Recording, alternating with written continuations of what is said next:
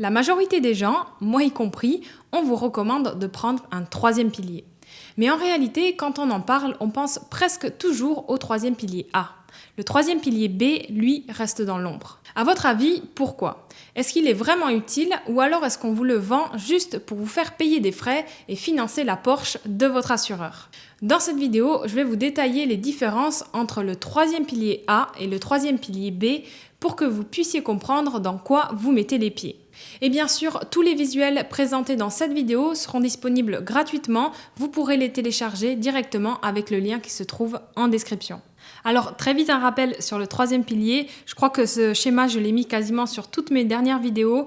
Vous voyez le troisième pilier, il se situe tout à droite, c'est le système de prévoyance individuelle, il est facultatif et vous avez le troisième pilier A et le troisième pilier B. Donc ici on va bien voir la différence entre ces deux piliers et dans tous les cas les buts sont les mêmes, c'est de compléter vos rentes AVS et LPP qui ne couvrent en général que 60 à 70% de votre dernier revenu. Donc ça va être de préparer votre retraite, de financer un projet, que ce soit un projet immobilier, l'achat de votre résidence principale, ou alors de protéger votre famille au travers de troisième pilier en assurance. Et bien sûr, vous allez pouvoir économiser des impôts.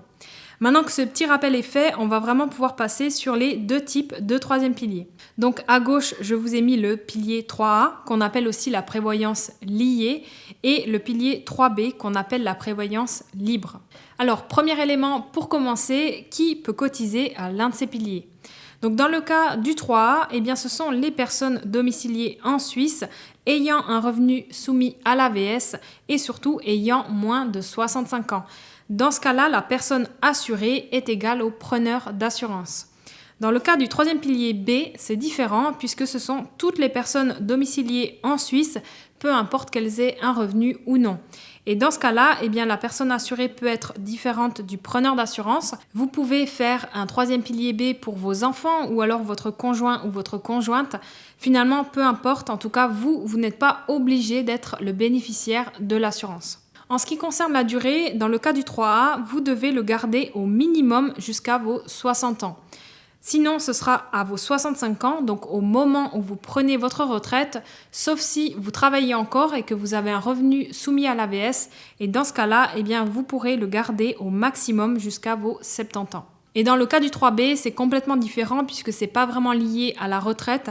Vous devez le garder au minimum pendant 5 ans ou alors 10 ans si jamais il est lié à un fonds de placement.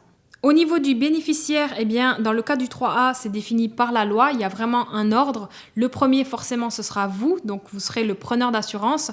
Le deuxième, je ne me souviens plus exactement, je crois que c'est le conjoint. Puis après, vient les enfants et après les parents, les frères et sœurs, ce genre de choses. Mais vous avez vraiment un ordre qui est défini et vous ne pouvez pas vraiment le changer. Dans le cas du 3B, eh bien, c'est complètement différent puisque c'est libre. Donc, vous pouvez choisir qui vous voulez. Au niveau des institutions où vous pouvez faire un troisième pilier. Dans le cas du 3A, vous pouvez le faire dans une banque ou alors dans une assurance. Je vous avais fait un petit comparatif entre banque et assurance dans ma dernière vidéo dédiée au troisième pilier A. Donc n'hésitez pas à aller voir si ça vous intéresse. Et dans le cas du 3B, eh bien, ce sera possible uniquement dans une assurance. Au niveau des cotisations, alors il y aura une petite subtilité au sein du 3A. Puisque dans le cas d'un troisième pilier bancaire, vous êtes libre de mettre combien vous voulez. Alors on verra après, il y a un montant maximal. Mais au final, si vous voulez une année sauter votre cotisation, eh bien vous le pouvez. Et dans le cas d'une assurance, alors ça va surtout dépendre du contrat. Mais en général, vous serez obligé de payer une cotisation tous les mois. Et dans le cas du 3B, eh bien pareil, c'est une assurance. Donc vous serez aussi obligé de payer vos cotisations. Au niveau de la cotisation maximale, alors comme je l'ai dit, dans le 3A, si vous êtes affilié à une caisse de pension, donc si vous avez une LPP, le montant maximal que vous pourrez verser, ce sera 7 258 francs par année. Ici, c'est bien un chiffre pour 2025. Ce sont des montants qui sont adaptés en général tous les 2 ans.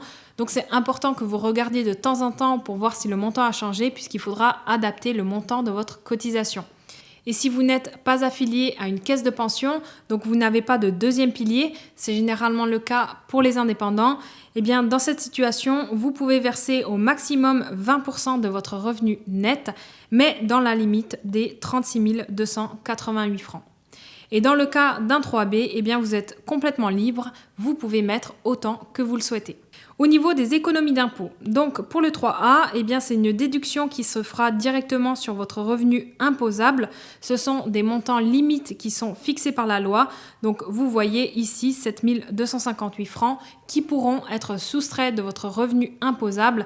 Et je vous montre ça un peu plus en détail dans la vidéo qui est dédiée au troisième pilier A. Par contre, pour le 3B, les conditions sont moins bonnes quant à l'économie d'impôt. Parce que certes, ça se fait au niveau de votre revenu imposable, mais ça se base sur le cadre des forfaits pour les primes d'assurance. Et en général, l'assurance maladie, elle explose déjà le plafond puisqu'elle est tellement élevée. Donc vous ne pourrez rien déduire par rapport au 3B. Il y a juste une petite exception pour Fribourg, enfin pour les cantons de Fribourg et de Genève qui appliquent une déduction spéciale pour le 3B. Mais ça, il faut vraiment regarder au cas par cas. Maintenant, au niveau d'un éventuel versement anticipé, dans le cas du 3A, il faut savoir qu'il est bloqué jusqu'à la retraite, sauf dans les cas suivants. Première raison, acquisition ou amortissement d'un prêt hypothécaire pour votre résidence principale. Deuxième raison, établissement à votre compte ou changement d'activité indépendante. Troisième raison, départ définitif de la Suisse. Quatrième raison, invalidité complète selon l'AI, donc selon l'assurance invalidité, à hauteur de 70%. Et enfin, la cinquième raison, si jamais le montant disponible sur votre troisième pilier est inférieur à la prime annuelle. Donc en gros, si vous avez un peu moins de 7 200 francs, eh bien dans ce cas-là, vous pouvez retirer votre troisième pilier. Mais vous voyez que ce sont des cas quand même très spécifiques. Donc en général, l'argent que vous mettrez dessus, sauf si vous voulez acheter votre résidence principale, eh bien il sera bloqué jusqu'à vos 65 ans. Et dans le cas du 3B, eh bien comme c'est libre, c'est de la prévoyance libre, vous pouvez faire un versement anticipé n'importe quand. Attention quand même, il y a des durées légales à respecter, au moins 5 ans ou 10 ans si c'est lié à un fonds de placement. Donc vous ne pouvez pas non plus faire ce que vous voulez, mais en tout cas vous serez un peu plus libre. Maintenant, concernant l'impôt pendant la durée, donc dans le 3A, eh bien, bonne nouvelle, il n'y a aucun impôt, que ce soit l'impôt sur la fortune par rapport à la somme que vous avez sur le troisième pilier, ou alors les intérêts et les dividendes qui sont générés au travers des fonds de placement. Là, dans ce cas-là, vous n'avez aucun impôt.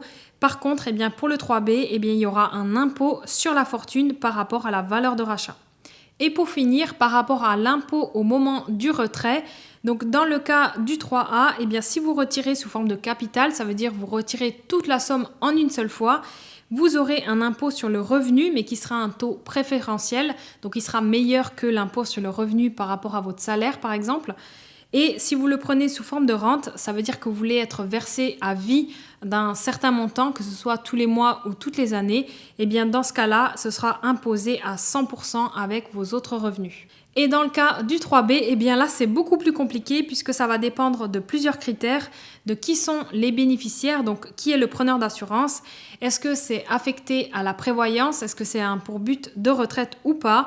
Et dans ce cas-là, eh bien, soit vous serez imposé à 100% avec vos autres revenus, soit vous avez un impôt privilégié, comme dans le cas du 3A, ou alors peut-être vous avez de la chance et vous êtes exonéré d'impôt. Mais ça, vraiment, ça va dépendre de votre situation, dans quel but vous faites ce troisième pilier B. Et ça, malheureusement, je ne peux pas vous répondre sans connaître votre situation. En résumé, si je peux vous donner un seul conseil, commencez par le troisième pilier A. C'est clairement la priorité, il offre des avantages fiscaux immédiats et il reste l'investissement le plus efficace pour préparer votre retraite. Et une fois que vous aurez rempli votre troisième pilier A chaque année, si vous avez encore une grosse capacité d'épargne et que vous n'êtes pas très à l'aise avec l'investissement en bourse, alors pourquoi pas ouvrir un troisième pilier B? Il peut avoir du sens pour sa flexibilité, sa liberté dans le choix des placements ou alors si vous voulez organiser votre succession. Mais n'oubliez pas que le 3B reste un produit d'assurance et le but d'une assurance, c'est aussi de faire du profit. Si vous voulez qu'on fasse le point ensemble sur votre situation financière et voir si je peux vous donner un coup de main, eh bien vous pouvez réserver un appel gratuitement avec moi dans le lien qui se trouve en description. N'hésitez pas, il y a encore quelques créneaux de disponibles. Encore une fois, je vous remercie d'avoir regardé la vidéo jusqu'à la fin et je vous dis à très vite pour la prochaine.